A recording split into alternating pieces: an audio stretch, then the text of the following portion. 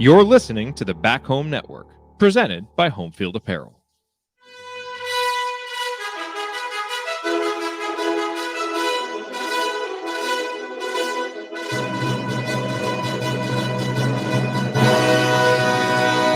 And welcome, Hoosier fans, to this week's edition of Assembly Call Radio, where each week we discuss the most important topics in the world of Indiana basketball. This is our 252nd edition of Assembly Call Radio, and it is our 845th episode overall of the Assembly Call, recorded on the evening of May 26th, 2022. I am your host, Jared Morris. And let's begin this edition of the Assembly Call how we begin every edition of the Assembly Call, and that is with our Hoosier Proud banner moment. And Indiana is the national champion. When it comes down, Indiana will be champion. Smart takes the shot. The Hoosiers have won the national championship.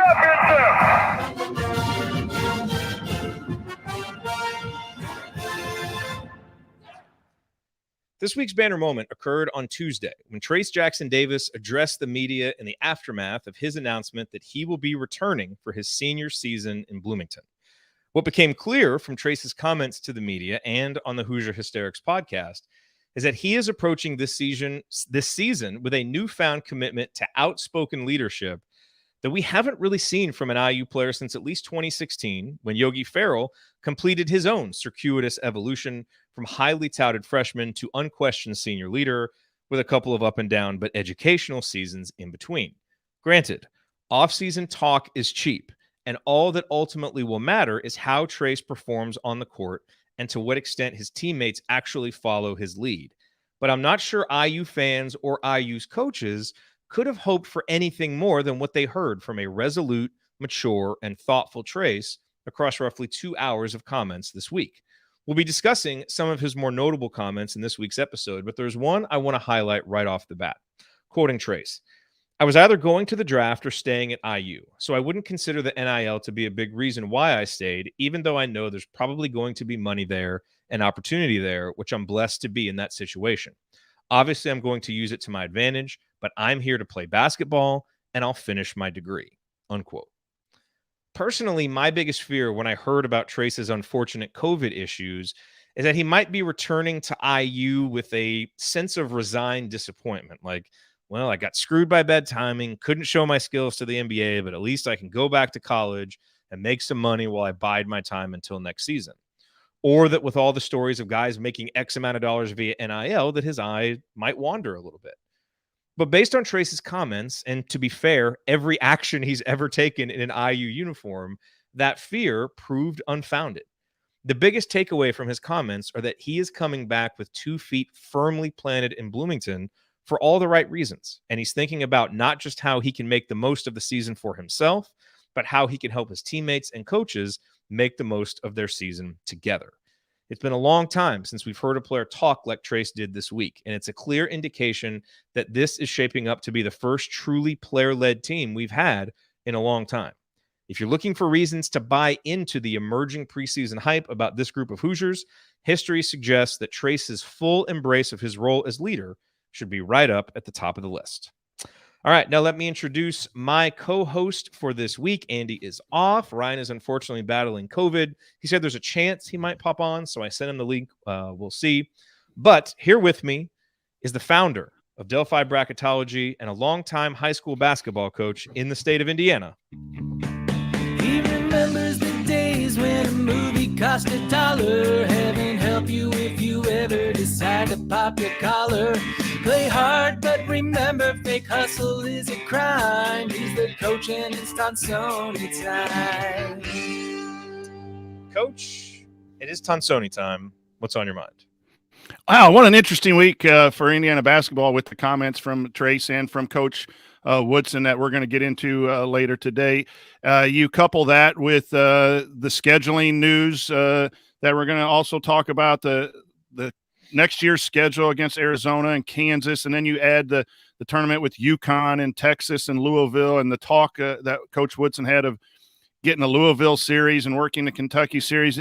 Everything is headed, it seems, in the right direction with Indiana basketball. And, you know, a lot of the comments that were said are very good comments. You mentioned a player-led in the banner moment. A player-led team is a better team. You can get a lot more accomplished as a head coach when players are taking care of business inside the locker room. And it sounds like Trayce is coming back and has that attitude. I also like the fact that you have a coaching staff that's willing to listen to their players and constructive criticism back and forth. If I'm a coach and going to criticize you, you have a chance to come in and maybe not criticize, but give suggestions. That open door just shows me that Coach Woodson is a player's coach, but he's still the head coach. With some of his moves in the offseason with the coaching staff, promoting from within, Coach Woodson is in charge of this thing, and it's headed in the right direction. And it just brings me back to, I'm hesitant to say we're back or any of that, and I'll talk about that when we talk about expectations. But it's just Indiana basketball is successful basketball, and we're a lot closer to that than we've been in a long time. With the guy at the lead of the program really wanting to win for Indiana, and our best player having a disappointing, trip to the NBA Combine, but coming back with the right mentality. And as you said, talk is talk, and it has to play out. But we couldn't ask for anything better in a week like this or in an off season about Indiana basketball heading into next year. Absolutely. Okay, well, here's what we have in store this week. For the rest of segment one, we'll go through a few Hoosier headlines. There was an update to the 24/7 Sports recruiting rankings for the class of 2023. Several interesting notes from that update. Plus, we got some new scheduling news, so we'll talk about that in our main segment. We're going to break down the comments from Trayce and Woody, the most interesting ones, and maybe some unique takes on some of these that haven't really been put out there.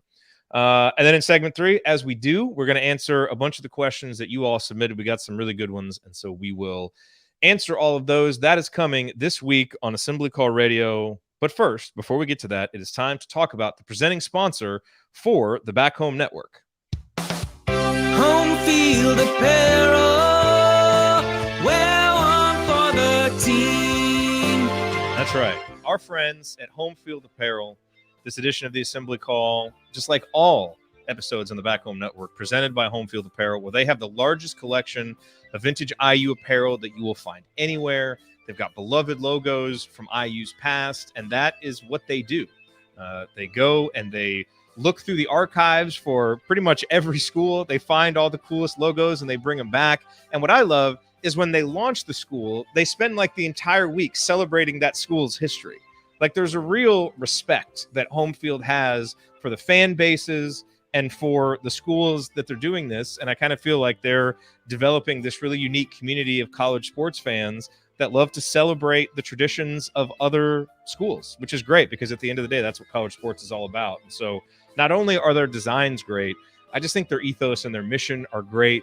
And they really take care of their customers too, as any of you who are in the 1% now know with some of the cool new endeavors that they have. So look, you've probably been to homefieldapparel.com before. You should go again. If you've never ordered, you can use the promo code HOME, HOME, to get 15% off your first order. That's promo code HOME, 15% off Indiana gear and gear for any other school that they have there. Again, the website, homefieldapparel.com, wear one for the team.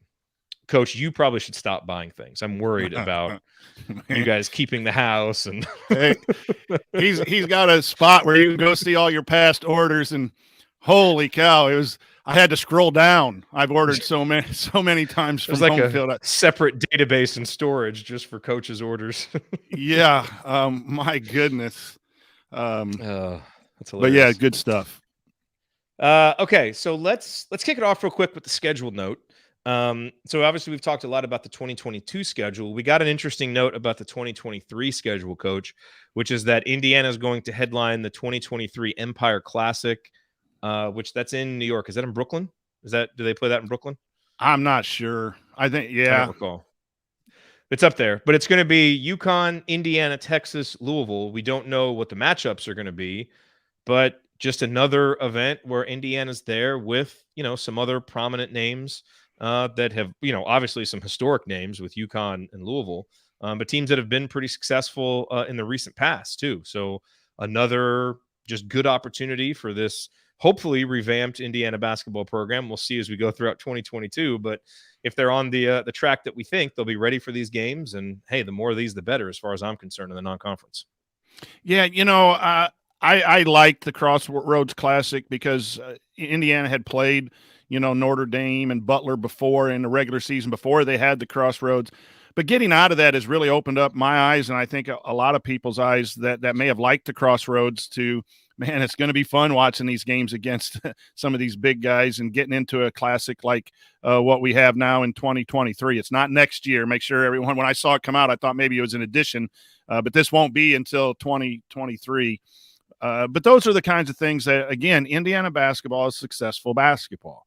It's been a long time since we've been consistently successful, and people question whether that's really what Indiana basketball is, but that's what it is. And we are really getting back, and that's kind of scheduling just is an example of that. And I'm excited about what we have next season, and then adding this kind of classic is exciting as well. And if you want to talk more schedule, we're not going to get into it now, but Coach, you and Coach Marlowe talked about it a lot last week. So you can go back in the archives, check out last week's edition of Assembly Call Radio, and you can get more of that schedule talk. The other interesting note, Coach, is the recruiting rankings were updated for 24/7 Sports. And look, recruiting rankings are what they are. For any individual player, they can prove to be woefully inadequate. But, over time, you get more of the higher ranked guys, you're probably going to do better. And it's the off season, so we can talk about this. But I thought there were three pretty interesting notes that came out of it. One is that Xavier Booker from Cathedral, who obviously, has been a name discussed here in Indiana circles, people kind of wondering how in is Indiana? Are they still in this recruitment? How hard are they pushing? Well, Xavier Booker moved up 87 spots to number 4 nationally. This is a guy who went from being scoreless in high school games to number 4 nationally in the span of a few months, which is among the more meteoric rises I have ever seen. And it's clear why. He's tall, he, can run, he's athletic, he can shoot, he's got some skills handling the ball.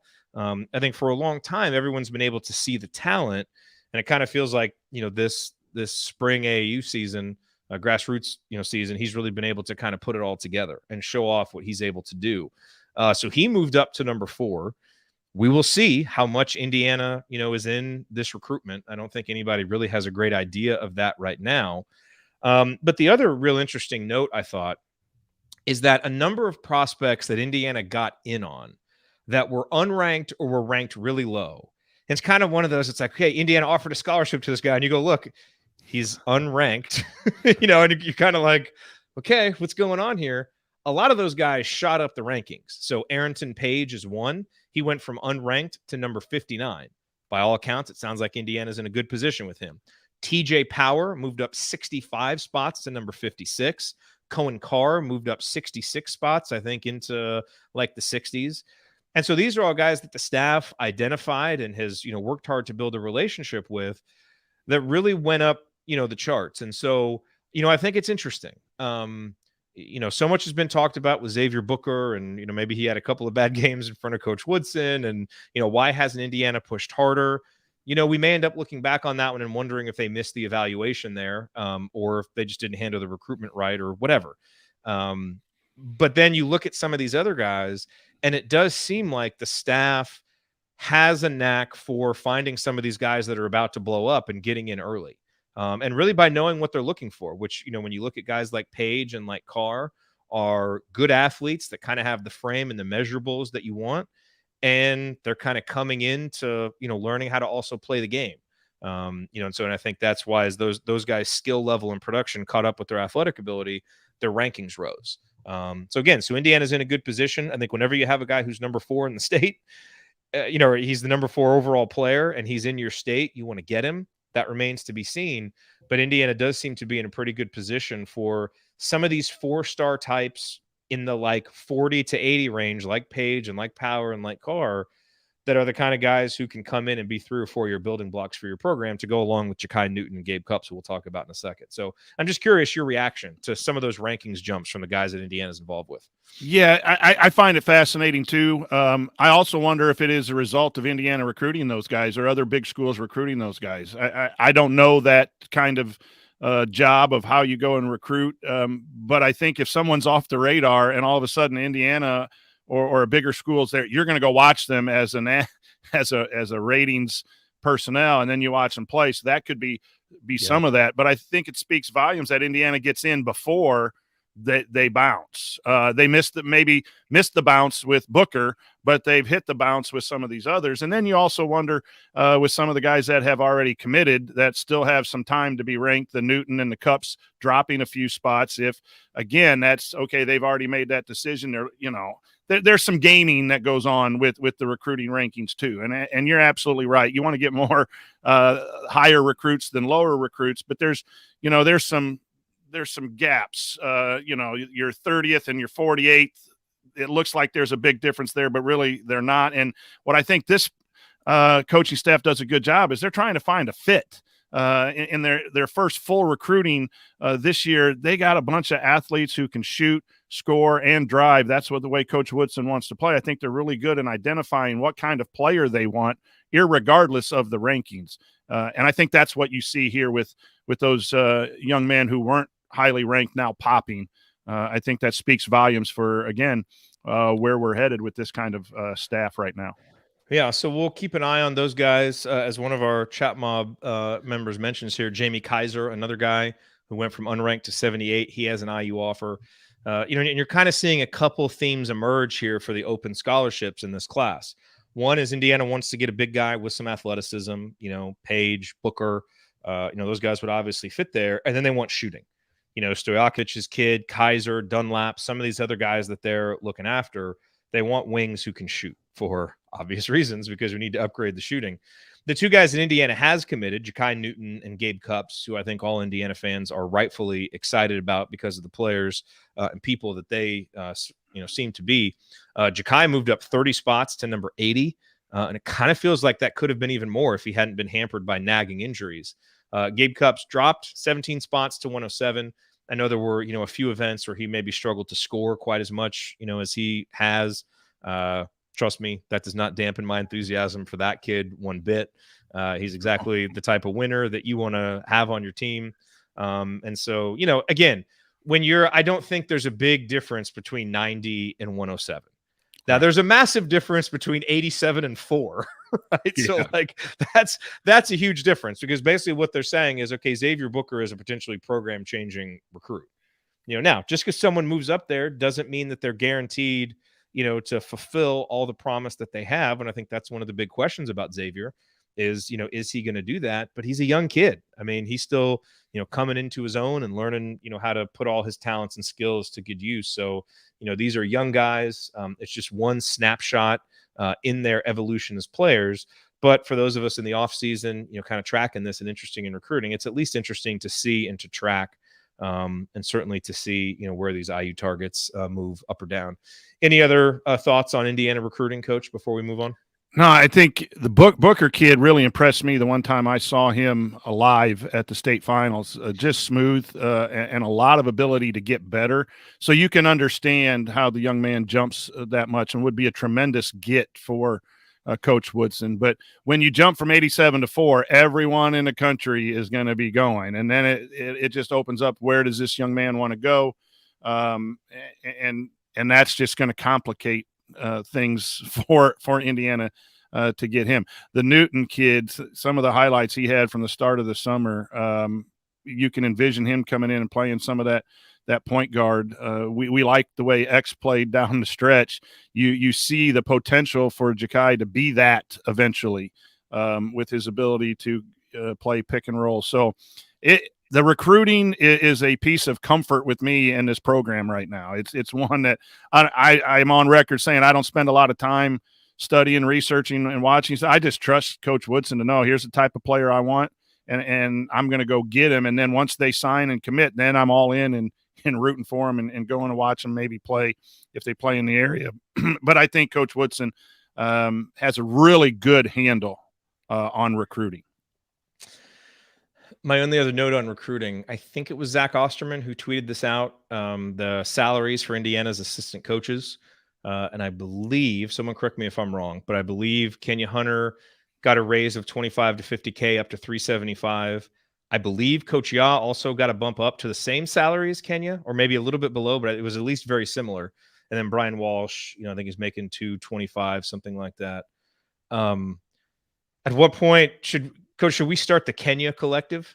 and just start raising some money to make sure that Kenya Hunter goes nowhere unless it's for a head coaching job. Absolutely. There are assistant salaries that are a lot higher than that, and even if he wants to be a head coach, program is massive. Keep him. Yes, pay him. I agree. Blank check. Pay that man his money. Bags of cash. Show me the money. Yes, and look, Coach Well, Yaz did a great job too. Yeah, I mean, they both have done a really good job, and I think Brian Walsh will too. So this staff is showing its recruiting chops early on, which is very encouraging and very needed for Mike Woodson, who's still kind of learning, how all that goes, and is clearly functioning well in the role of closer. So whatever they've got going on, they're doing well, and now hopefully they can improve it. We've been asking for a closer for years, but we were mostly on the basketball court. Little did we know we have a closer and the head coach in some of these recruiting battles. That's right. That is right. Okay. That'll do it for segment 1. Coming up on Assembly Call Radio, we are going to dive into this week's comments by Trayce Jackson Davis and his coach, Mike Woodson. Lots of interesting stuff said. We'll break it all down in segment 2. Stick with us here on the Assembly Call.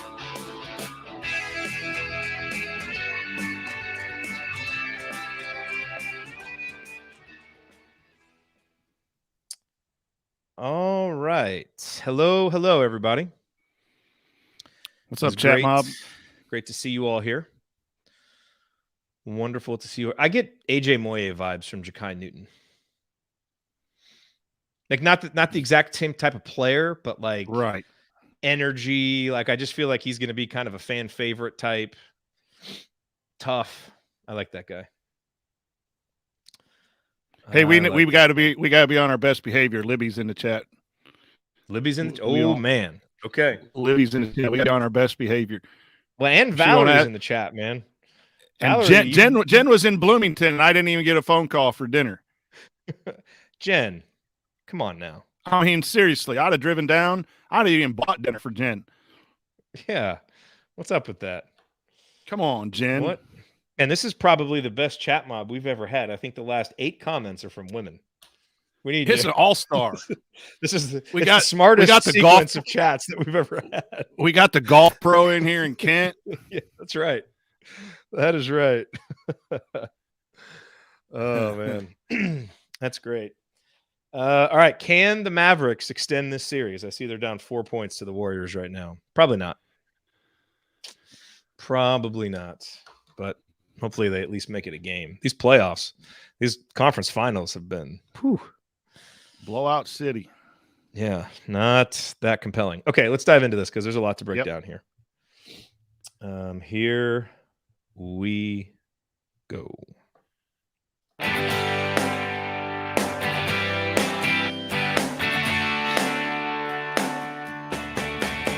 What's going on? It's Christian Wofford. What's the only thing better than an epic buzzer beater? Celebrating it with friends afterwards. Join my guys, Jared, Andy, Ryan, and Coach on the Assembly Call after every IU game. Go Hoosiers. Thank you, Christian. Welcome back to Assembly Call Radio. I'm Jared Morris, here with Coach Brian Tonsoni. And Coach, we were treated to a lot of comments from, I would say, the 2 guys that you would call the most important figures in Indiana basketball right now, which is the coach, Mike Woodson, and the star player, Trayce Jackson Davis, who we talked about, on our recent emergency episode about Trayce, how much of a rarity and how much of a treat it's going to be seeing a guy who has produced as much as he has individually across 3 years. I know the team success hasn't been there, but, produced as much as he has, was that highly touted as a recruit coming back for 4 years. It's something that we don't see very often. And frankly, it's the most rewarding part of being a fan is seeing what these guys can be, with 3 years in the program, getting to their 4th year. There's a certain level of maturity that often kicks in. And when you can get that from your star player, it's especially interesting. So he had some comments. Again, he went on the Hoosier Hysterics podcast. He was available for the media. And then Mike Woodson talked down at Huber's Winery for that annual event.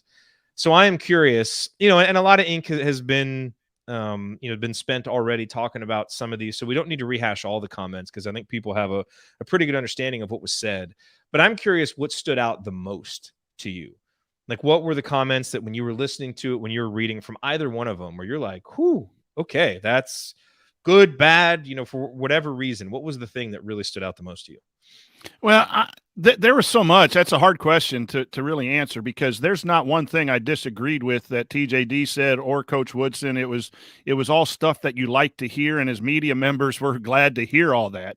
I think to answer that question, though, I liked the conversation back and forth between TJD and Woodson about what suggestions to do offensively. That stood out the most to me, because to me, it is an obvious glaring weakness, the offensive side of the basketball game. And for Coach Woodson to listen to his best player coming back and have that conversation, and TJD to be comfortable giving suggestions about more sets. There was a comment about more sets, and then Coach come back and said, well, you got to shoot the 12 to 18 footer 4 or 5 times a game.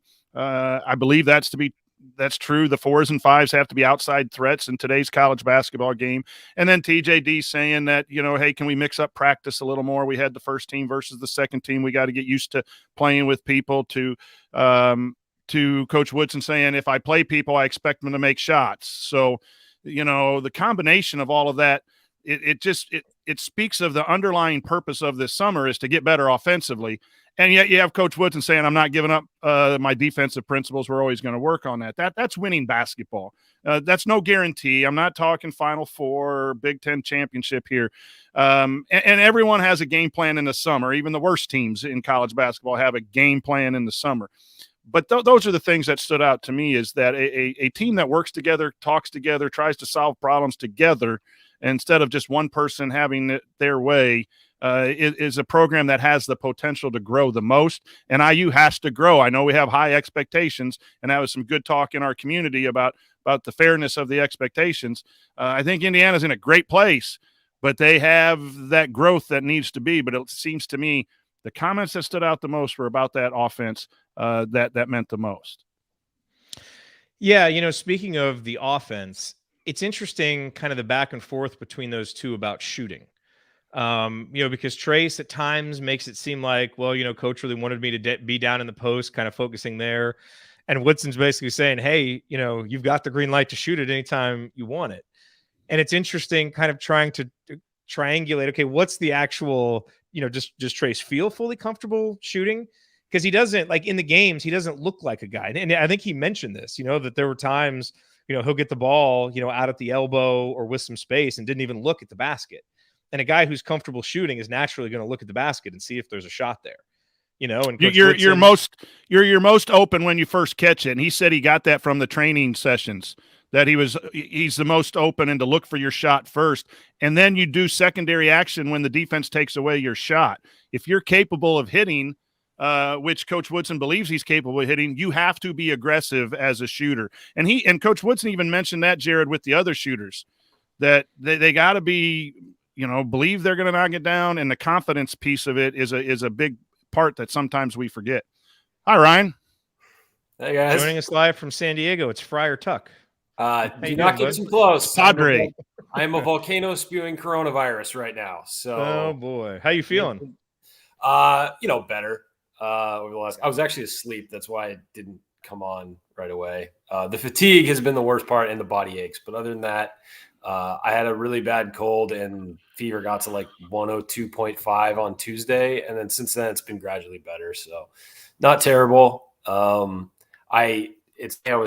I just got a new apartment, and I was sort of slowly moving in, and I was staying at my parents' house and tested positive, and I basically just grabbed whatever was around me and moved in, and immediately realized I left all the things I need to live at there. So it's been a bit of an adventure over the last few days. So and you weren't able to go to the combine, which is a real shame. Yeah.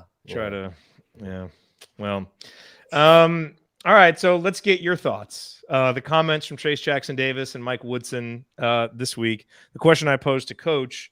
Again, most people I think are aware of most of the comments. So what stood out the most to you? Like what was maybe either the wow moment or the aha moment as you were listening to or reading what they said? It just feels like Trayce is ready to maybe embrace a leadership role even more than before. That stood out the most to me. And it sounds like he's really excited to come back because of the potential of the squad and maybe what he learned that he has to improve on. I think that's probably part of it is the excitement to get better. and get critiqued and maybe work out with people who aren't necessarily just the guys who've been working him out for years and explore that. And the greatest motivation is progress. It feels like he felt some progress so far. Yeah. And also I think the opportunity, he saw all the media reports, that how excited everybody was about Indiana now that he's coming back. And I think that's, that'll get you excited too. When people start saying, oh, well, he's back. Now they're the favorites in the Big Ten. They're one of the favorites in the Big Ten. I mean, kids listen to that, as much as you want them to tune out the noise or whatever, they listen to that. And that had to make him feel good and feel important and feel like, this has a chance to be something really special. So he gets to come back, he gets to be a leader, and he gets to potentially finally notch that, that Big Ten player of the year, first team all Big Ten. Like, he's got those goals to hit. And let's be real. I mean, he has a chance to be the first guy in IU history for 2,000 points and 1,000 rebounds. I mean, first in IU history to do anything is a big deal. And he could be a top 6 scorer all time. And the guy he would pass on the way to do that is a guy by the name of Mike Woodson. He could be a top 4 rebounder of all time at IU. And that's the thing, is that Trayce, a couple of his seasons have been disappointing, not because of him. The guy's put up ridiculous numbers if you look at it through his first 3 years. He's been consistent in that way. Always led to victories. But he's put up huge numbers, and he has a chance to put even more numbers up. I think there's a chance his numbers actually go down next year just because of the distribution of points and rebounds and the fact that the team's better. They might actually go down, but I think the efficiency numbers go up. He's got a lot in front of him to be excited about. I mean, again, first player to do 2,000 points, 1,000 rebounds in IU history. That's a lot of history. And that's big. And a chance at a Big Ten title, a chance to be first team all Big Ten, chance to be in contention for conference player of the year from day one, and a chance to be an All-American. And maybe if you win Big Ten player of the year, you're in, conversation for national player of the year too. So, I mean, all of those things are in front of him. Do I think he accomplishes all of that? I mean, it's tough to know. But he certainly has the opportunity and will have the hype behind him to do that. How often does a senior who's been a 3-year leading scorer and rebounder or whatever he's been come back? It almost never happens. And so it's a unique situation that he has a chance to take advantage of. Boy, if and when he passes Mike Woodson, that'll be an awesome moment. I looked at the numbers when I wrote the article about him coming back, and I'm not sure exactly where they are, but I do think he has a chance to pass him. He definitely does. No, he's got a chance. If he just does what he did last year, he'll finish 3rd in scoring all time. Yeah, I wasn't exactly sure where it lined up, but yeah, I mean, I think Woodson's the lowest guy with 2,000 points, if I'm not mistaken. And so he has a chance to definitely pass him. I think that would be, what a moment that would be, and I think he just echoes what a lot of IU fans feel is after years of despair, you feel like there's hope. And especially after that run they made at the end of the year where the offense looked better and where the effort looked better and where the team just looked more cohesive and the coaching looked more cohesive to what was happening on the floor. There just seemed to be a connectivity in the program that hadn't existed all year. And you'd have those ups and downs that we'd seen for years. And it felt like there was no progress being made because you go up, then you drop. You go up, then you drop. You have the highs of the Purdue win, and then you'll get blown out by Michigan. You have, it seemed like the same pattern. But at the end of the year, they really seemed to lock down and focus. And they won some big games that we haven't consistently seen them do. Back-to-back big games. When was the last time we went back-to-back big games before the end of that season? It's been a long time, guys. And so I think that he felt that too. And, if they hadn't, I bet you if they don't make that run, I think no matter what is going to happen with the draft, he turns professional, maybe takes a shot at the G League and then goes overseas or something like that. But he sees potential there, just like Malik Renault saw potential, just like, Xavier Johnson's coming back. They all see it and they all feel it, I'm sure. Inside the program, it feels great. So that was what I took away. So he just seems excited and he seems like he really is embracing a leadership role. And that's great to see from anybody, especially a senior who was your most important player for stretches of last year, for most of last year, and has been your most important player for 3 years, pretty much. Tony, don't encourage him in the chat. The point I want to make, which kind of piggybacks off what you said, is, for 2 2/3 seasons of Trayce's career, Coach, this is a guy who we all saw the talent and saw the ability, and at times he could lead Indiana to great things. But we often talked about the difficulty of your team leader, your best player, being a big guy, right? Now, what we saw over the last kind of third of the season is that, number one, while some of his teammates are not doing the right things and we're getting in trouble, that never happened with Trayce and has not happened with him since he's been here. By all accounts, he's done everything right, off the court and done all those things correct. And we saw him over, that last stretch of games when he put together statistically one of the best stretches of games by any IU player ever. We saw him kind of embrace a more consistent role of being like, hey, jump on my back and let's go. Obviously it ended, at the St. Mary's game, but that was just an all systems failure. And I don't think you throw that on him. I think without the way that season ended, these comments would have fallen a little differently to me.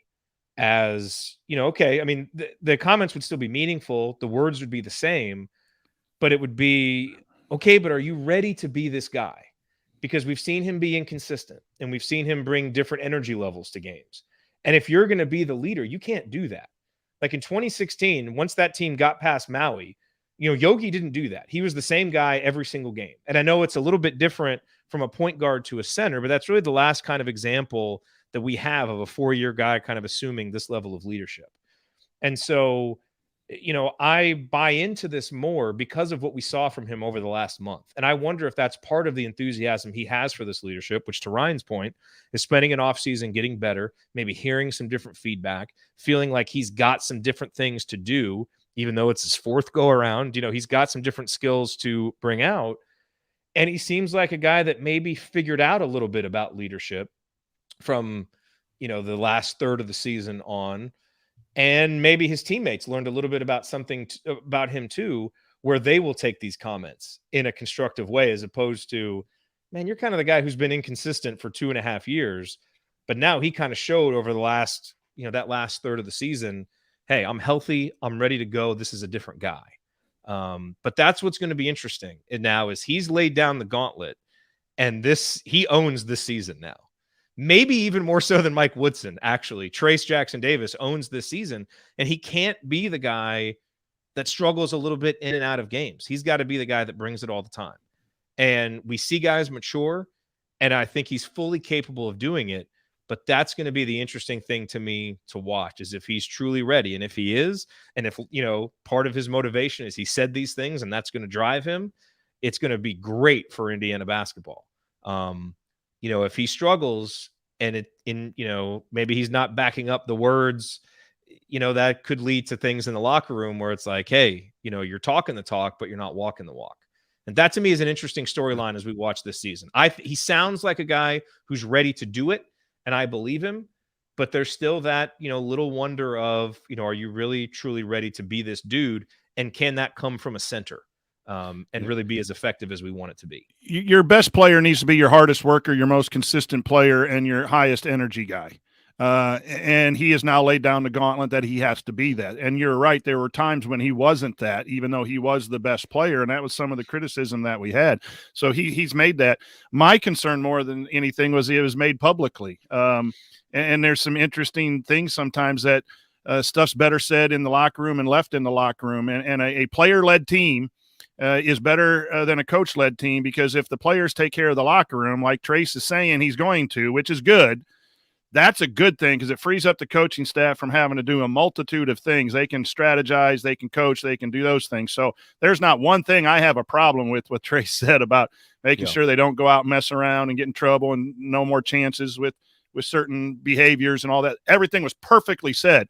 And he has the authority to do it, because he has not gotten in trouble. Right. And the thing is, that might have been hey, I'm back, shut the locker room. Listen, I come back, I want to win, and this is the way it's going to be, and I'm going to be your leader, and I'm going to get that done, as opposed to in the media, in media outlets. The same with the conversation with Coach Woodson. If I have a player in and I'm letting him talk to me about offense and defense, and then all of a sudden those comments are out in the public, it's just a fine line. I think a lot of that goes on in the professional ranks, and some of it goes on in the college. You motivate through what you say to the media. And as media members, I love it, because now we can talk about it.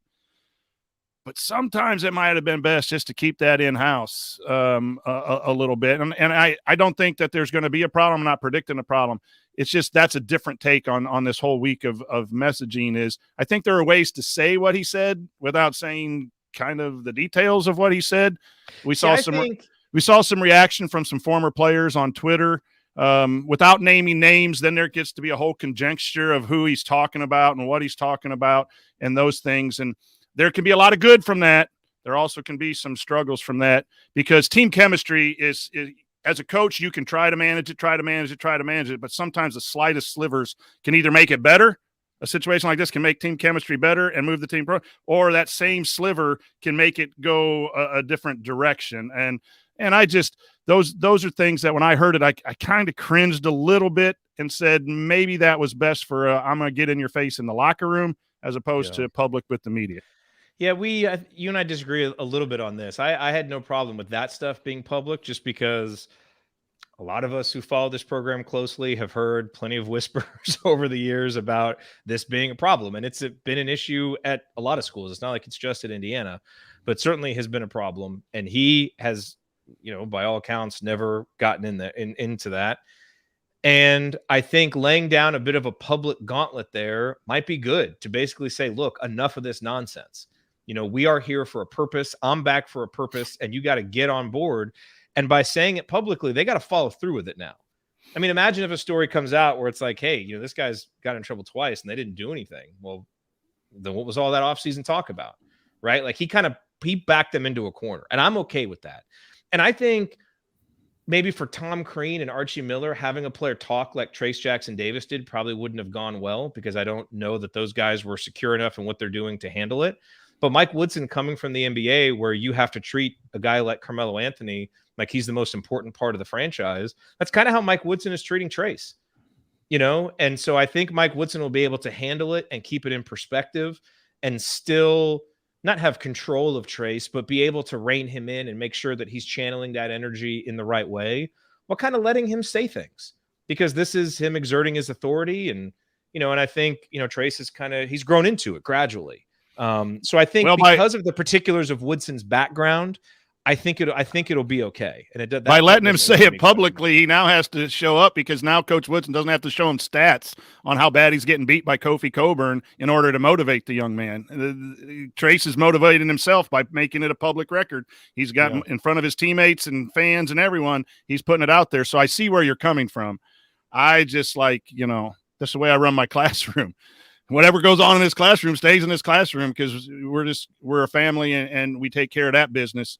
But yeah, I see your point. I just look at it a little differently, but I do not disagree with anything he said. I think what he said was spot on and only can mean good things for the Hoosiers going forward. Yeah, I had one more point that's kind of shifting gears on this. I think you guys covered that really well. You mentioned Jared sort of like he got healthy at the end of the year and all of a sudden went on a run.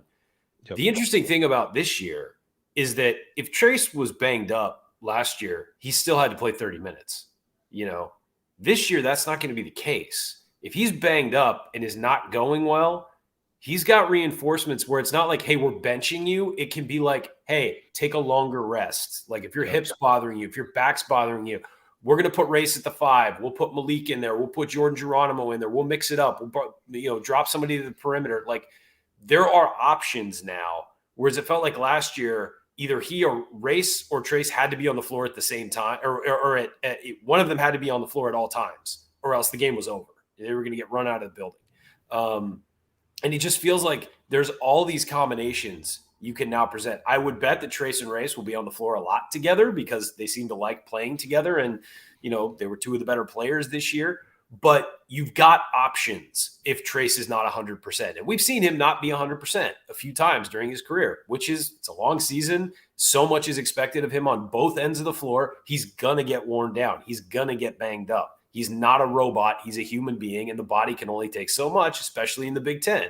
So you've got all of this reserve around him to help him out. Maybe he does average fewer minutes next year. Because I was going to ask you, Ryan, that very question. Is it better for him to get less minutes and be more fresh I mean, Yes. if he gets 30 minutes, he just sits out 5 minutes, and we have that capability. The drop off is not as huge.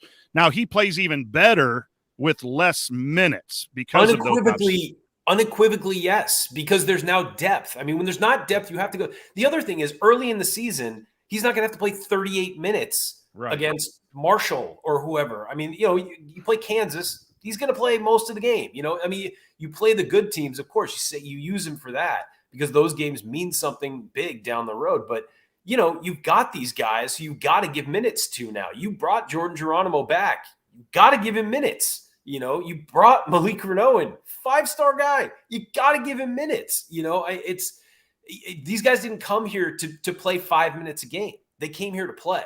And so I agree with that. And it's something we complained about last year. And it was clear that Mike Woodson did not have faith in his bench very often, especially early in the season, and was running his starters kind of ragged. And I thought at times in the season, it looked like it caught up to them. Maybe not as badly as I was making out to be. Maybe they just weren't playing well, but I thought there were times we looked tired on the court, especially late in games. And there's no reason for that to happen this year. None. You can run that second unit and they should be really effective. And you can mix starters and bench guys, of course, but you can play the next 5 guys a lot more minutes than you did this year because the talent level has just gone up so much. And guess what? You got to play them now because next year you're going to need them. A lot of these guys are leaving after this year. You got Xavier's gone after this year. You got Race. You got Trayce. I mean, you've got to get these guys ready. And so part of that is playing the minutes. Mike Woodson made some comments to that effect. I mean, he was speaking specifically about the freshmen of speeding up the process. These guys have to play. And I thought that was the other element of Trayce's comments that were interesting. As he talked about how they would often practice with like the first unit and the second unit, and so it's like all this talk that we had about, should we change the starters and, should Stewart and, well, I mean, they were just playing as that unit and that's what it was going to be. And he said he wanted to mix those things up so that they all get chemistry together. Instead of it just being first unit, second unit. Because one of the things I've been thinking about a lot is, I know we've talked a lot about lineup stuff with Jalen Hood-Schifino. And I think there's a good chance Jalen Hood-Schifino might start. I also wonder if there's a decent chance that he comes off the bench, but then is in the closing lineup. So they start a little bit differently and he's able to be the point guard that comes in. He plays with Malik, but then, we see, because coach, he'll probably stick with some of that. Like that just seems to be how he likes to coach. Maybe not the full line changes. But I think Trayce had a point there is let's get us all, kind of playing together more and building some of that chemistry. And so I found that interesting, Coach. Yeah, that's one that we've been calling for not only in practice but in games a little bit. You're obviously going to play your best players, your starting 5, more minutes. It's the combination of minutes that I think needs to be evaluated on how Coach Woodson uses them, and I think that leads to what Trayce was saying about getting mixing up the teams in practice and that. So if they have to mix them up in a game, which they should, they're in a better position to know. We've said that over and over. I think Tamar's better when he's playing with TJD and Race out there because of the threats of the other players as opposed to on the second 5. Although the second 5 this year might be a lot better. That rotation could end up being a lot better than what it was last year. But I think that I like that was a big thing. If your players are seeing that, if your assembly call commentators are seeing that, maybe there's some truth to that the coaches need to look at. Ryan, any final comments on Trayce and Coach Woodson's comments? Anything else that stood out? No, I mean, I just think it's obvious that everyone's really excited. I apologize. Things are breaking up because, I haven't really established my place yet. So, no, I think that it's reason to be excited. All of it is. And it's clear that they're excited. It's clear the teammates are excited. It's clear everybody inside the program is excited. I think they were excited before he announced he was coming back. I mean, quite frankly, when he got Renault, I think there was a lot of, wow, this could be really good. And then when you get Trayce back, it's just, cherry on top. So I think everyone's excited for a good reason. Coach, any final thoughts from you? Anything else that we haven't discussed? No, I think overall the comments should put a lot of us at ease. I mean, they don't make the comments for us. That, they make the comments need to be about building their program and winning basketball games. But it should put a lot of us at ease that there's really a lot of good things going on foundationally in this program, from recruiting to the conversations to Coach Woodson flying out to talk to a player about coming back. I think the communication piece is one of Coach Woodson's strongest aspects as a head coach. Without witnessing that, you just get the sense that these guys trust him and he's honest and he's going to rip them when he needs to, but he also going to pat them on the back because Coach Woodson's comfortable in his own skin and where he's at, and he's back at his alma mater. That pressure that Indiana basketball brings to some coaches is not there with Coach Woodson. He trusts his ability, and I think it just shows in everything that he's doing. And which gives me pause to things that I maybe don't agree offensively. He'll, not that I have the answers, but he'll come around to doing what's best because he really wants Indiana basketball to be relevant again. And it just is calming as a fan, as a podcast host, that we're going to have a lot of good stuff to talk about going forward. So, no, it was a good week to hear all that stuff, especially at the start of the summer when things get to be a little slow. Absolutely. Okay, that is going to do it for segment 2. Coming up, we got a lot of good questions from our private community, so we are going to dive into those here as we wrap up another edition of the Assembly Call. Stick with us. We'll have some fun.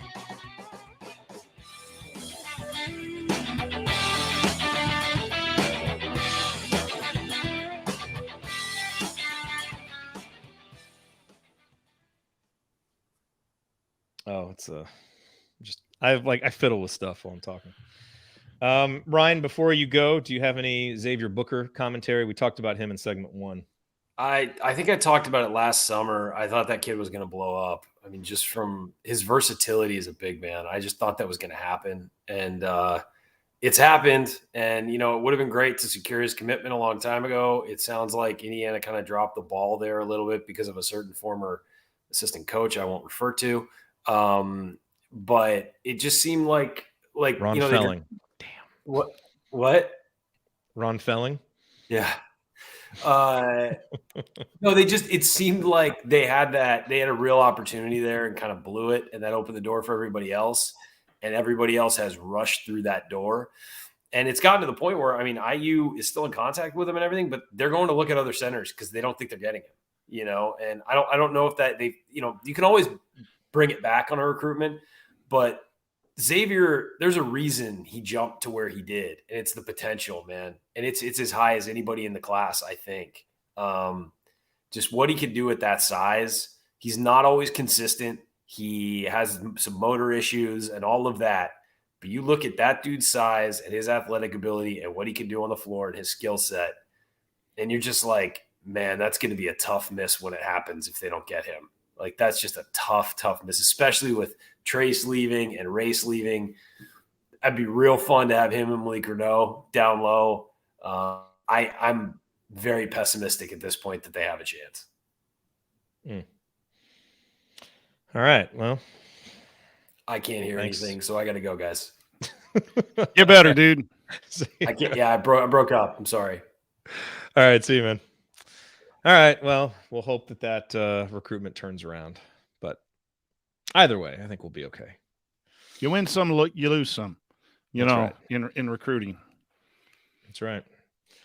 All right. Let's hop in and answer some of these questions, Coach. What do you say? Sounds good. All right. Here we go.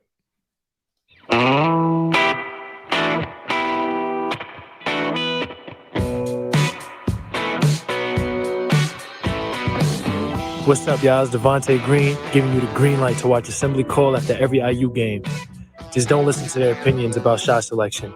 Remember, you miss 100% of the shots you don't take. Go Hoosiers. Thank you, Devontae. You are listening to the Assembly Call. I'm Jared Morris. I'm here with Coach Brian Tonsoni. And it is time to go through our mailbag. All of these questions submitted via our private IU basketball discussion community, which you can learn more about and join at assemblycall.com/community. I highly recommend that you do that and make sure that you get the bundle with Tony Adranya's IU film room content, some of the smartest IU basketball content that is out there. It's only for our premium subscribers. So definitely make sure that you check that out. Coach, let's hit some of these. We do not have a mediocre question from Jay this week, but let's hop in and we'll start here with our buddy IU Artifacts. If the IU Kentucky rivalry is resumed, and Mike Woodson did make some comments to that effect, would you be content with a neutral site game as it was for years, or would you insist that the games be held on campus? So would you give in to Crybaby Calipari's demands, or hold out for the home and home, or at least maybe a home neutral? I play it wherever you can. At Lucas Oil, play it at Freedom Hall. We used to do that an awful lot. I think we played Kansas at the RCA Dome and things like that. That gives a chance for more people to come see. I know I love the ticket package at home idea, and I get that, and I'm all for it. I always prefer on-campus games, but we're going to start being nationally relevant. You got to play in some of these big arenas because you're going to be playing in them in Sweet 16s and Final Fours. That's what Calipari does. So don't look at it as a traditionally we want to be in Bloomington all the time. It would be great to be in Bloomington. Cal's not coming back to Bloomington. So if you get them to play us, let's play home and home. I'd love to go to Freedom Hall and the tradition there. They used to play that there and then play it up at Lucas Oil or Bankers Life or something like that. I think it's important for the rivalry and not to be so particular on where the rivalry is played. Just play the rivalry. That's where I'm at. Let's just play this game. It's one of those things. Like I do care, but I care less because it seems like we're going to get some other marquee games. And I get it from Kentucky's perspective. Like, we haven't been good, honestly. Like, we haven't really earned our way into this rivalry, frankly, since, the last time we beat them. And so I get it from their perspective where it's like, why, it's kind of like us playing Butler and Notre Dame. Honestly, it's like they, we would get more from it than they would get from it. And so we need to get our stature up so that this is two peers playing against each other. And at that point, yeah, let's just play the game. If it's got to be neutral, whatever, we'll at least we'll be able to talk about how Calipari is afraid. And so we'll have that talking point, and that's fun. And let's just play it because I think it's a really good rivalry. If we get it back going every year, I don't think it'll take long for the hatred and the animosity, and man, like when you listen to episodes of the Hoosier Hysterics or like you talk to former players, there's always stories about the Kentucky game, because it matters. So yeah, at this point, like, let's just play it. If it's got to be neutral, fine. And we can just call Cal a crybaby and scared for not playing us at home because it's true. And then let's just go beat them wherever we play them. So I'm on board with that. I don't think I was a couple of years ago, but I am now. I would prefer it to be in the home venues. I would prefer that, but it's not going to happen. So let's just play it.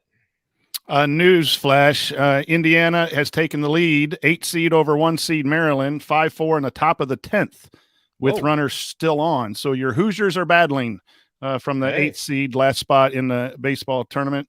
After you get done watching us, turn on the Big Ten Network. Absolutely. All right. Well, let's power through some more questions here. Philip wonders, do you believe that coach will implement all or part of Trayce's plans on how to run practice? Yeah. Practice? Practice? Talking about practice? Absolutely. I think he listens to people. I think the communication piece of Coach Woodson is just fabulous. For him to sit down and allow TJD to say that, he's going to go back and he's going to be the decider. He's going to say, I like this, what he said, and he'll take things to the coaching staff, and they'll implement what they believe is going to help, and they won't implement that. But I do believe he'll take some of those suggestions because you want to keep your best player happy, and if your best player has some legitimate suggestions, why not try them? I agree with that completely. From David, still looking back at last year, did Woodson make a strategic error in the Northwestern game? A quad 1 road game, presumably. Was it quad 1 or was it quad 2? What would that have been? It would have been a quad 1 at that point. Okay. So in hand, and he decided to punish players for rules violations. Was there another way to handle things? Would that win have avoided the playing game? Is that the choice you would make? Unequivocally, it was the right decision to suspend those players. In part because you needed to lay down the law for your culture. And the other part, David, if you didn't hear, I think Trayce talked about this on the Hoosier Hysterics podcast. about, I think the sequence of events was, Coach Woodson knew about 2 players who had gone out, but didn't know about some others. And I think, oh boy, we got some fun happening in the chat here, don't we? Can one of the moderators get rid of this, whatever is going on here? Okay, I blocked it. Lost my train of thought. Come on, focus. Who does that? Focus. Okay. Trayce Jackson Davis said there's going to be no more messing around. We got to get better in getting these. Yeah, no. And so I guess, I think the way the story went is one of the assistant coaches, let them know that, a couple other players were out too, and basically asked Race and Trayce what they wanted to do about it. And they said that the players should sit.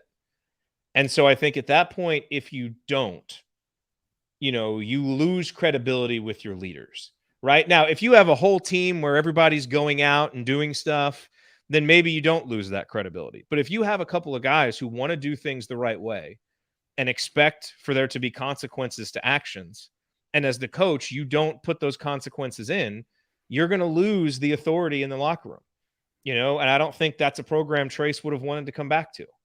And so I think the fact that his opinion was listened to, it seemed like he appreciated that. And clearly he's fed up with all this nonsense costing them games. And so I think that is one of those where you have to lose the battle to win the war. And I think if that hadn't happened and that tone was set in Mike Woodson's first season, maybe you win that Northwestern game and maybe you get in the tournament easier. But I think that would have been a negative long term. And that's just what we said at the time too. Worse yet, you don't suspend those players and you lose that game. Yeah. I mean, there's no guarantee one way or the other. The game was played with the players who played. But I think that speaks volumes to what Trayce is doing right now as a leader. You said it. He's willing to come back because Coach Woodson did the right things. And we want to win. We want to get to Sweet 16. We want Big Ten championships, but Indiana stands for doing things as correctly and right as we possibly can. And sometimes we do that way too much and turn ourselves in and do stuff like that. But ultimately, that's a sense of pride for our basketball program. And Coach Woodson had witnessed that when he was a player under Coach Knight. And that's something that I think was absolutely handled the way and really, if it would have gone the other way, Coach Woodson has a right to handle it the way he wants to. And I think this just turned out okay. And I don't think there should be second guessing. Yep. I agree. Craig says, I believe there are 11 non-conference games with Kansas, Arizona, and the ACC game. How should the rest of the schedule be filled out? You and Jeff talked about this last week. So without getting into it again, I would just recommend if everybody wants detailed schedule talk, go back to last week's episode of Assembly Call Radio, and they break. We're headed in the right direction, for sure. Yeah. Yes, 100%. Jim says, "What do we make of Woody going out to LA to talk to Trayce about returning to Bloomington? I would have thought a head coach would be advocating on behalf of his player with his NBA contacts. I suppose both could be the case. I just thought it was odd that Woody was so aggressive that he actually went to LA." See, the way I look at this, I mean, I think unquestionably Mike Woodson, I'm sure, did whatever he could to help Trayce with his, NBA pursuits. Because the absolute worst thing for Mike Woodson would be for a story to get out and circulate that he was undermining Trayce's NBA aspirations. There's just no way he would do that. And I think Mike Woodson wants what's best for the young man. But I think Mike Woodson probably had a pretty good idea that Trayce's goal, of being picked in the upper part of the second round was probably unlikely. And so he's, trying to, Mike Woodson at that point is trying to do what we're all trying to do, where it's like the number one goal is we want to see Trayce succeed and get to the NBA. But, the backup plan is something we're all kind of excited about and would be great for everybody. And so I think he was readying himself for that. And as far as going out to LA, I think Trayce is showing support for his player. Again, Mike Woodson. I think Mike Woodson looks at this from an NBA perspective. And it's not that you have to coddle players or coddle star players, but you treat them differently. In the NBA, star players get treated a little bit differently. And I don't know if Mike Woodson would have flown out to meet with Jordan Geronimo or meet with somebody else. But ever since he took over the job, Mike Woodson has kind of held Trayce Jackson Davis up as, the linchpin of the program and the most important part. And I think that's just coming from his NBA background, is that is what you do. And so I think that is, part of why he would do that. I don't think it's that he wasn't supporting him. And I think that's just an NBA coach treating his best player how NBA coach treat their best player. And I don't think that's the way things have always been done in college, but the way that things are trending, I think it's interesting, Coach. I really think with the way the transfer portal has kind of added free agency and the way that NIL has kind of added some money to the equation, having a coach with an NBA background, some of those things that before probably weren't that applicable to the college game, I think are a lot more applicable now. And I think we're seeing some of the successes from that. Yeah. And I'm repeating myself over and over again, but Coach Woodson is a pretty solid communicator. And I think it kind of shocked me to hear that too, because usually coaches don't go out to recruit people back. They give them the chance to go and then are available for them back at campus. You don't go on a recruiting. It kind of shocked me at first, but then when I sat back and realized, like, if he really knew and got the word of where Trayce Jackson Davis was going to be drafted, he's going to go back and have honest conversations, say, Trayce, your best effort. He's going to do what's best for Trayce. I firmly believe that. And also what's best for Indiana basketball. And that's a fine line there, because he's paid to win basketball games for Indiana, but winning basketball games for Indiana also means doing what's best for your players. And so once I sat back and said, okay, that's a little odd, but he must really believe that's what's best for everyone overall, or he wouldn't have been making those trips. And it probably came after the COVID situation where he was saying, hey, Trayce, here's what we can do for you. I know this is bad. It looks bad. You're not going to be able to play and do this, but I want to reiterate, here's what's going on. I am just so comfortable with him talking to players about what their role is and where they're going to be and the closer and all of that stuff. That is just, I think, he gets an A+ for all of that from me. A couple more questions here. So we've got a question from Zach, and he says, given all the conversation around NIL, this is a topic that gets talked about a lot in Indiana circles. But he says it's more important than ever to offer players an avenue to boost their reputation and showcase themselves on a national stage. Having your name on the back of the jersey quite literally touches all three aspects of name, image, and likeness. Especially given that we expect to be playing in a lot more nationally televised games going forward, it seems like we're doing our players a disservice by not allowing casual fans who turn on the TV to know which players are which and get to know them better by seeing their names and becoming more acquainted with them. I know many longtime IU fans love the traditions of the program and sticking with them, but as you guys talked about at length last offseason, it seems like it's time to modernize the program in some ways and ditch some of those if we want to get where we all want to. Adding the name to the jersey would put our players on a level playing field and give them the same opportunity to raise their rep and capitalize on that as the vast majority of programs around the country. Just take a look at the 4 Blue Bloods in the Final Four last year. All have player names on the back of their jerseys. Coach, where do you fall on this? I think that there's some very good points made there, and I cannot disagree with that at all.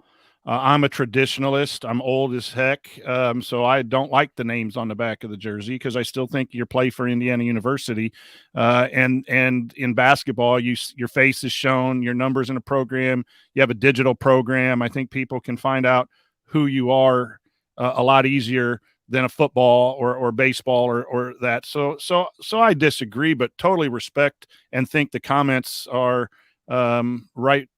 They're true in an era that might be time for this old guy to change, just like I have with the NIL and change with the transfer portal. Maybe you can teach a old dog new tricks at once. I'm open to that change, and I think that the questioner really made a really good, valid point. I just personally, I like old baseball stadiums. I don't like all the new uniforms. I don't like the teams in the NBA wearing dark uniforms at home. But I'm just a traditionalist and just personal preference. But that may be something that is looked at to move forward.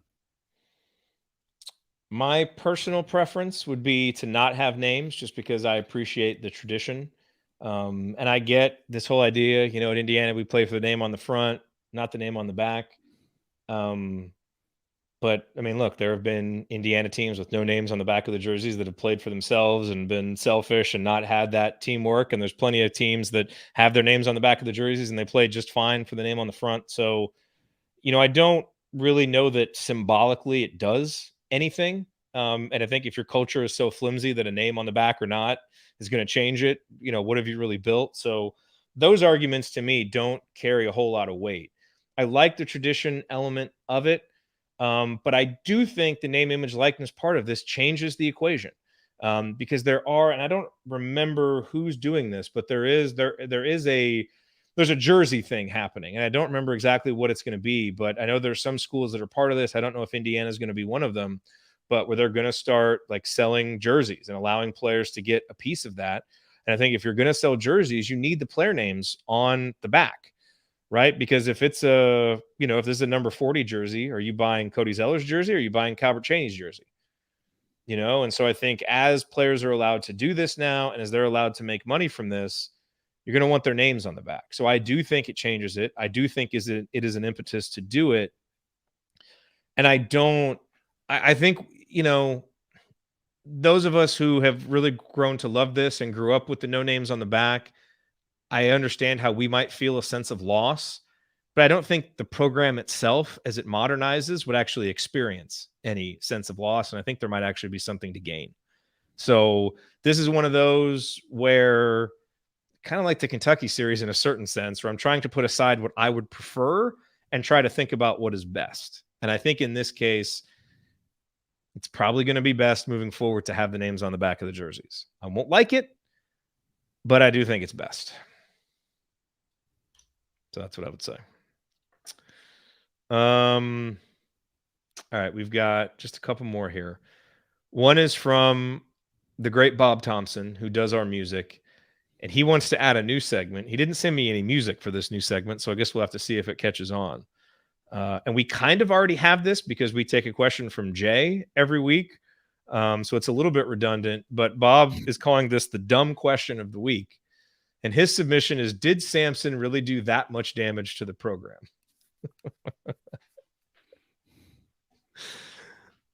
Yes, I don't think we need to have, the Sampson thing. We don't want to have too much revisionist history as we get further and further away from it. And Sampson continues to have success. He was the wrong coach at this program at the wrong time. He's a terrific basketball coach. There's no question about it. I think we all think if he could have made this work, he would have won national championships at Indiana, because he's one of the 10 best coaches in college basketball, right, Coach? Just X's and O's. Oh, absolutely. Team to play. I mean, so you pair that with Indiana. He wasn't at the time, no, because he didn't do what was right. Right. But on court, one of the best ever. Yes. Maybe not ever, but top coaches. Yes, he still did a lot of damage to the program. Now, yes, some of it was self-inflicted, and that Indiana really, kind of took, maybe went overboard in self-reporting and like doing all of those things. And then obviously Tom Crean came in and,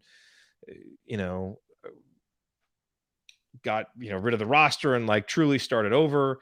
But all those things started because Kelvin Sampson just couldn't do some simple things. And whether it's not a rule now or, it's not against the rules now, whatever, it was then.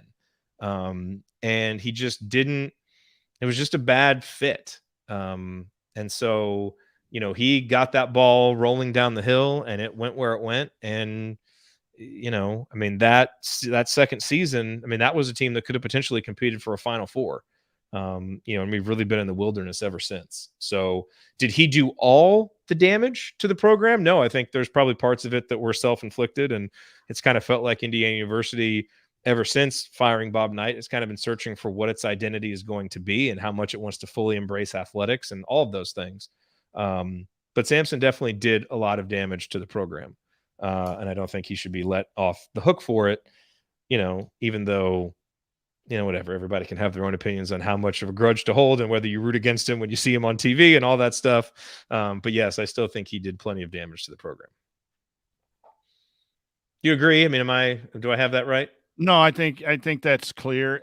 It's just one of those things that saddens me, because if he would have made some different decisions, brought in some different personnel, we're looking at a whole different situation with Indiana basketball because of his ability to coach. And it just pains me when you have talented people who make mistakes and make major mistakes. And he did. And part of the credit to him is he's obviously learned not to make similar mistakes, or at least get caught. Yeah, who knows? Yeah. It also is frustrating to me, though, that in a time now of just open market, do whatever you want, little NCAA, we got in trouble for phone calls. They were wrong at the time, and it doesn't matter. A speed limit of 40 is different than a speed limit of 65. The rules are the rules for a reason, and you need to follow them. So, yeah, that's just a little bit of there's no question he did damage. I also think Indiana's high or low tolerance for anything also added to it as well.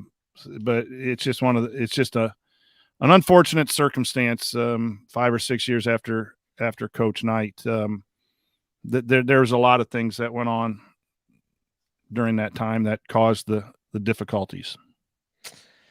Yeah, and there's just a little bit of hypocrisy, I guess, in hiring him in the first place because he was already in trouble. So, if you were going to do that and then, react so strongly when something happened, maybe don't hire that guy in the first place. But thanks for that dumb question, Bob. Really appreciate the opportunity to address that. Thank you. It's exactly what we all wanted to talk about in the midst of one of our happiest off seasons in recent memory. Let's talk about Samson. Give me some like, brooding Beethoven music or Mozart music for that next time if we're gonna have a question like that. All right, last question from Coach Marlowe, much to the chagrin of Valerie, by the way. So this question, Coach Marlowe, comes into the comment section of our call out for questions and says, in honor of Ray Liotta's passing today, if you didn't hear, the great Ray Liotta, the actor, passed away. He said, what is your and Coach's favorite Ray Liotta movie? And I believe Valerie's response was, I didn't realize Ray Liotta was, a member of Indiana or something, or connected to basketball. And she gave that a very swift, not interested. However, Coach, I think, Ray Liotta, he did a lot of good work, a lot of good movies. I'm willing to answer this one. Even if Valerie is not. What is your favorite Ray Liotta movie? It is Field of Dreams. Big baseball guy. Been to the movie site multiple times with my dad before he passed, and with my kids a couple times. I think I've been there 3 times and can go more and more and more. So it has to be Field of Dreams. It's just a great. Do you want to have a catch type of thing? Sticks with me, and plus I haven't seen the others, so yeah. I mean, kind of a easy choice for me. Yeah, Goodfellas is the one everybody's going to talk about, and I've seen that, and it's good. I was never really big into like the gangster movies and stuff like that, so I know that's the obvious one for a lot of people, and I recognize that's a good movie, and it was a really good performance. But yeah, to me, I mean, Field of Dreams is a movie I watched growing up like 50 times. And so that's the first one that came to mind. However, it is possible that there will be a new movie coming out that I believe is in the can that Ray Liotta has already filmed that could beat all of these. I kid you not. Okay, this is an actual movie. It's called Cocaine Bear. And here's the description. It tells the story of a drug runner whose plane crashes with a load of cocaine that's found by a black bear who eats it. That's the description, and it's a horror movie, apparently, about a cocaine bear that is, I guess, going crazy. All right, I'm with Valerie. Walking into a bear's mouth. Yeah. So, anyway, I'm with Valerie. Jeff shouldn't ask this question. We're talking about Cocaine Bear. Yeah, so watch out for Cocaine Bear. There's a lot of famous people in it, so, I mean, I think it's a serious movie. Anyway. Coach, any final thoughts? As we wrap up? It looks like the Mavericks are down by 18. So any hope of a comeback? No, now 21. So they're not coming back. It was a good run for Mark Cuban and the boys. Yeah. No, I it's just exciting. I know the summer gets to be a little bit of a downtime, and we have to create some topics to talk about, and just thankful that we got this news coming back about Trayce and Coach Woodson. It's just fun, Jared, to have some hope. We can sit here and debate the expectations and whether, where they're going to be seated and all that stuff. But we can have that debate now, as opposed to questioning what in the heck's going to happen. Are we even going to win enough games? There's always time to maybe, struggle a little bit in the future, but it's just good. It just feels, healthy again to talk about Indiana basketball, and credit to everyone involved in moving it in that direction. So look forward to a lot of the summer, and a month or two from now, we start talking again about schedules and the countdown, and then hopefully we get a good start with football, and we're right back at it. So it's been a really, really, really good off season so far, knock on wood. And let's hope it keeps going in that direction. Valerie has nominated herself to ask the stupid question next week. So, okay. All right, Valerie, stupid question. It's all yours. Hey, Bob, we need some music now. The stupid question is clearly going to catch on. So we're going to need it. We got the mediocre question and the stupid question. This is really, really great, smart content we're producing here, Coach. 10, 11 years in. we got to look for a niche any way we can find it. That's right. We might be the only podcast who allows the stupid question of the week. It might catch on. Copyright it. Oh, that's funny. All righty. Well, that is going to do it for us on this week's edition of the Assembly Call. As always, if you want to see us do the show live, join us at assemblycall.com on Thursday nights for the live broadcast of our Assembly Call radio recording, or subscribe to us on YouTube. Thank you to Bob Thompson for producing our music. Thank you to John Ringer of Riggs Design for designing our logos. And thank you, as always, for listening. We will be back next Thursday night to talk IU basketball with you again. Until then. Take it from me, Yogi Ferrell. Keep your elbows in and your eyes on the rim. And go Hoosiers.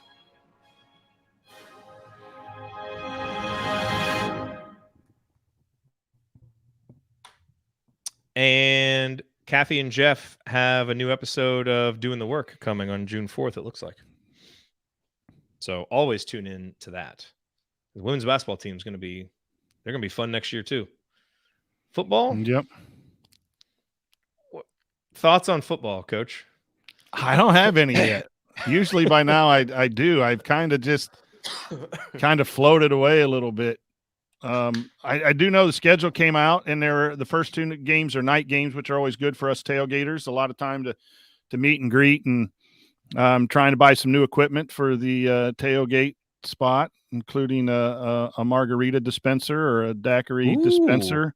Keep the daiquiris on the bar. So if you want to come out and see us, but so a couple night games, couple noon games. So yeah, I mean, they got to always get back a good to sign 6. when the first thing you talk about with the team. I know, I hate that. Times of the games. I hate that, because I'm all about winning, But man, I enjoy those tailgates. They're quite fun. I don't know, man. I hope they got to get back to respectability this season. It is a very important for Coach Allen to get this right, and to get back to 6 and get to a bowl game again. You got to fight and claw your way to get there, because otherwise it's a slide that this program loses that momentum. It's just so hard when you have those pockets of time. You got to really capitalize, and I thought IU was poised to do that, and it just imploded to places of the unknown last year. So it's an important year. Yep. All right. Well, thanks everybody for being here. Coach, always great talking to you, and we'll be back next week. Peace, everyone. See you, everybody.